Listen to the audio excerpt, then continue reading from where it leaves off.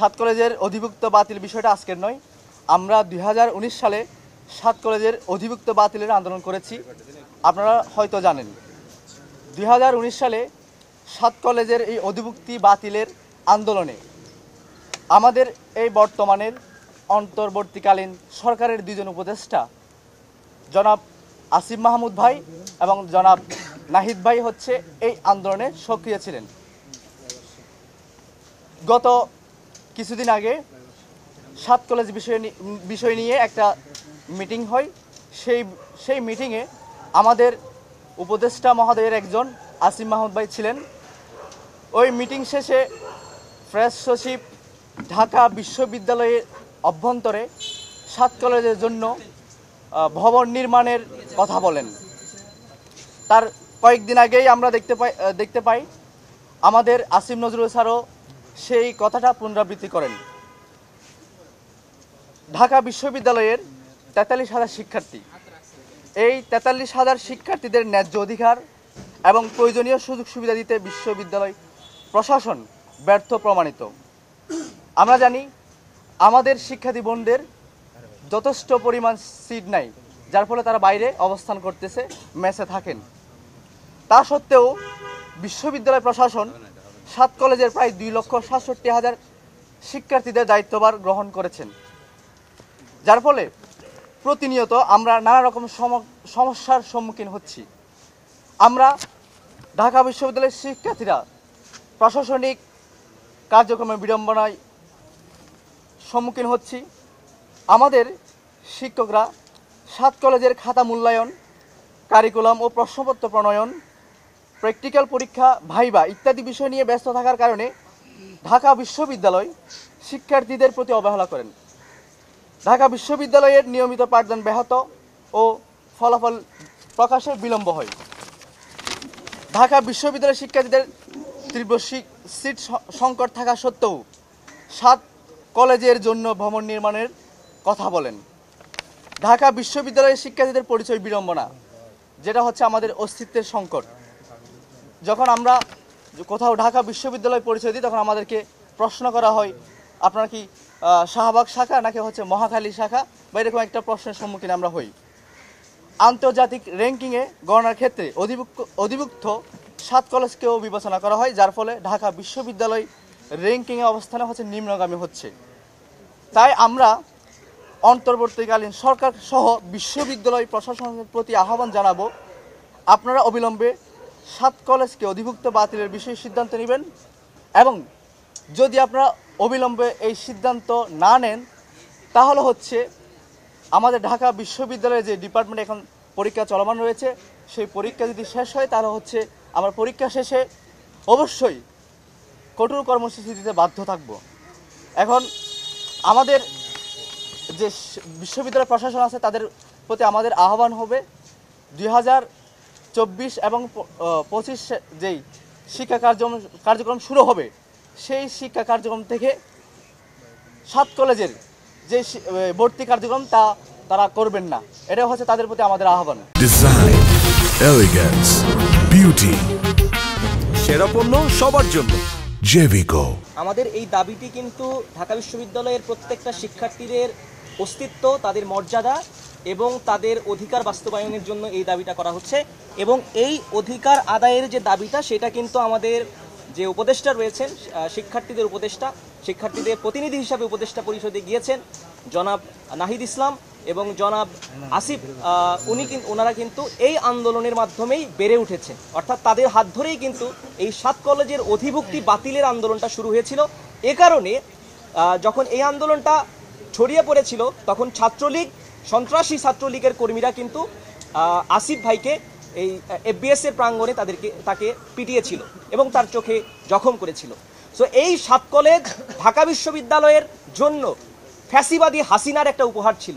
এই ফ্যাসিবাদী হাসিনার এই সাত কলেজের যে উপহার তিনি এই যে আরিফিন সিদ্দিকের মাধ্যমে বাস্তবায়ন করেছেন 2017 সালে, এই ফ্যাসিবাদী সাত কলেজের যে ঢাকা বিশ্ববিদ্যালয়ের উপর যে একটা বোঝা হিসাবে চাপিয়ে দেওয়া হয়েছে, শিক্ষার্থীদের অস্তিত্বের সংকটে ফেলা হয়েছে, শিক্ষার্থীদের আত্মমর্যাদা এবং তাদের অধিকার, তাদের যে এখানে শিক্ষা কার্যক্রম চালানোর জন্য যে যে জিনিসগুলো রয়েছে সেগুলো ঢাকা বিশ্ববিদ্যালয়ের 43,000 শিক্ষার্থীদের জন্য পর্যাপ্ত নয়, সেখানে আবার 2,67,000 শিক্ষার্থীকে টেনে নিয়ে আসা হচ্ছে উইদাউট এনি রিজন।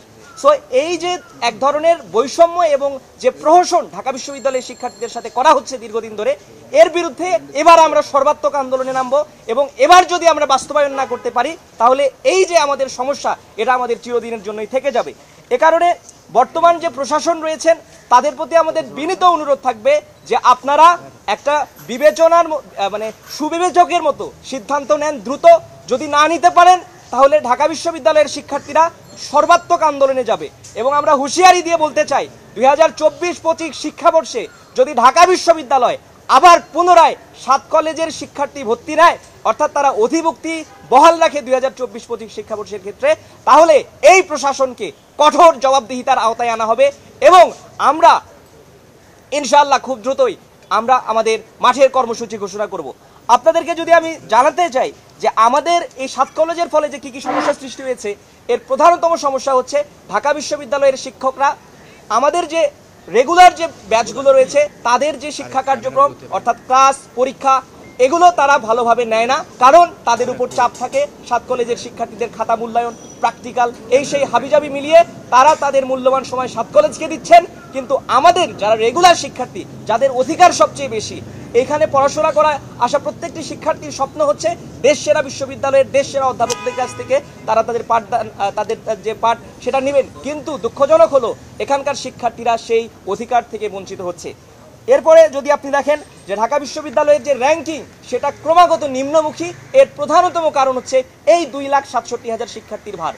এই 2,67,000 শিক্ষার্থীর ভার ঢাকা বিশ্ববিদ্যালয়কে কেন নিতে হবে, যেখানে 43,000 শিক্ষার্থীদের আবাসন, তাদের যে খাদ্য ব্যবস্থাপনা, তাদের যে মানে রাতে থাকার মানে নিশ্চিন্তে থাকার যে ব্যবস্থা সেটাই তারা করতে পারে না, সেখানে আবার 2,67,000 শিক্ষার্থীর দায়িত্ব নিচ্ছে। সো এই যে প্রহসন, এই প্রহসন শেষ করার এটাই শ্রেষ্ঠ সময়। আজকে আমরা এই সংবাদ সম্মেলন থেকে ঢাকা বিশ্ববিদ্যালয়ের ভিসি, প্রভিসি এবং উপদেষ্টা পরিষদ সবাইকে আমরা বিনয়ের সহিত বলতে চাই, আপনারা সুবিবেচকের মতো সিদ্ধান্ত নেবেন এবং আপনাদেরকে হুঁশিয়ারি দিয়ে বলতে চাই যে ঢাকা বিশ্ববিদ্যালয় প্রাঙ্গণে 7 কলেজের ভবন নির্মাণের কোনো ধরনের আপনারা যদি তালবাহানা করেন তাহলে এর পরিণতি খুবই করুণ হবে। ঢাকা বিশ্ববিদ্যালয়ের শিক্ষার্থীদের হল এবং আবাসন সংকট তীব্র মাত্রায় রয়েছে। ঢাকা বিশ্ববিদ্যালয়ের শিক্ষার্থীরা বিশেষ করে নারী শিক্ষার্থীদের জন্য যে হলগুলো রয়েছে সেখানে পর্যাপ্ত সিটের ব্যবস্থা নেই। আপনারা ঘুরে আসুন কুয়েত মৈত্রী হল এবং বঙ্গমাতা হল থেকে, সেখানে কি করুণ জীবনযাপন করছেন আমাদের নারী শিক্ষার্থীরা। তাদের যে দেখভালের দায়িত্ব সেটা হচ্ছে আমাদের ভিসি এবং প্রভিসি, কিন্তু তারা সেটা করতে বারবার ব্যর্থ হচ্ছে। এই ব্যর্থতার দায়ভার না নিয়ে তারা আবার যাচ্ছে 7 কলেজকে ডেকে আনতে। এই ধরনের প্রহসন আর আমরা মেনে নেব না। ঢাকা বিশ্ববিদ্যালয়ের শিক্ষার্থীদের এই যে আবার আরেকটা বিশেষ সংকট যে সৃষ্টি হচ্ছে সেটা হচ্ছে টিউশন থেকে শুরু করে সব জায়গায় আমাদের অস্তিত্বের সংকটের মধ্যে আমরা পড়ছি। ঢাকা বিশ্ববিদ্যালয়ের শিক্ষার্থীদের যে আত্মমর্যাদাবোধ সেটা এই যে 7 কলেজের কারণে কমে যাচ্ছে। তাদের অস্তিত্বের সংকট এতটাই তীব্র হয়েছে যে আজকে তাদেরকে মাত্র 2-3 হাজার টিউশনের জন্য দৌড়াদৌড়ি করতে হচ্ছে। এই রকম প্রহসন ঢাকা বিশ্ববিদ্যালয়ে ডেকে এনে ঢাকা বিশ্ববিদ্যালয়ের প্রশাসন যদি 43,000 শিক্ষার্থীদের সাথে করে আবার, তাহলে এর পরিণতি সত্যিই ভয়াবহ হবে। এ কারণে আমাদের সর্বাত্মক দাবি হচ্ছে ফ্যাসিবাদী আমলে অর্থাৎ 2017 সালে ঢাকা বিশ্ববিদ্যালয় প্রশাসন অর্থাৎ আরিফিন সিদ্দিকের নেতৃত্বে শেখ হাসিনা সন্ত্রাসী ছাত্রলীগের যে গুন্ডারা যে 7 কলেজের ভার ঢাকা বিশ্ববিদ্যালয়ের উপর চাপিয়ে দিয়েছে, এই ভার ঢাকা বিশ্ববিদ্যালয়ে আর থাকবে না। এই ফ্যাসিবাদী চিহ্ন চিরতরে আমরা মুছে দেব ইনশাল্লাহ। আমাদের কর্মসূচি হতে পারে, আমাদের এখন হচ্ছে পরীক্ষা চলমান। আপনারা জানেন হচ্ছে জুলাই গণহত্যা যে গণ অভ্যুত্থান হয়েছে, এই সময়ে আমাদের হচ্ছে কিছু শিক্ষা কার্যক্রম ব্যাহত হয়েছে। তো সেই বিষয়টাকে আমরা মাথায় রেখে আমাদের এখন পরীক্ষা চলমান রয়েছে। এখন পরীক্ষা যদি শেষ হয় তখন হচ্ছে আমরা প্রথমত হচ্ছে তাদেরকে রাজভাস্কর্যে হচ্ছে বিক্ষোভ মিছিলের মাধ্যমে, দ্বিতীয় হচ্ছে আমরা ঢাকা বিশ্ববিদ্যালয়ের যত হচ্ছে অনুষদ আছে, আমাদের রেজিস্ট্রার বিল্ডিং, ভিসি অফিস সহ প্রত্যেক অফিসে তার আগেই হচ্ছে কর্মসূচি দিব। যদি এটাই যদি হচ্ছে তাদের কর্ণপাতে বা কর্ণকুহরে যদি না যাই, তখন হচ্ছে আমরা শাহবাগে নামতে বাধ্য হব। আমরা চাচ্ছি না এই মুহূর্তে এই আমাদের দেশে এখন ক্রান্তি লগ্নে হচ্ছে দেশের পরিস্থিতি খারাপ হতে যাচ্ছে, সেই হিসেবে আমরা হয়তো রাস্তা ব্লক করা এই সমস্ত কাজে আমরা নামতে চাচ্ছি না, এরকম কর্মসূচি দিতে চাচ্ছি না। যদিও তারা আমাদের বাধ্য করে, তখন আমরা দিতে বাধ্য থাকবো। শাহবাগে রোড ব্লক করে আন্দোলন, এ ধরনের কোনো আন্দোলনে আমরা যাচ্ছি না, কারণ আমরা জানি আমাদের যে শিক্ষার্থী হিসেবে প্রতিনিধি হিসেবে উপদেষ্টা পরিষদে গিয়েছেন তারা অত্যন্ত প্রজ্ঞাবান, তাদের প্রতি আমাদের আস্থা রয়েছে।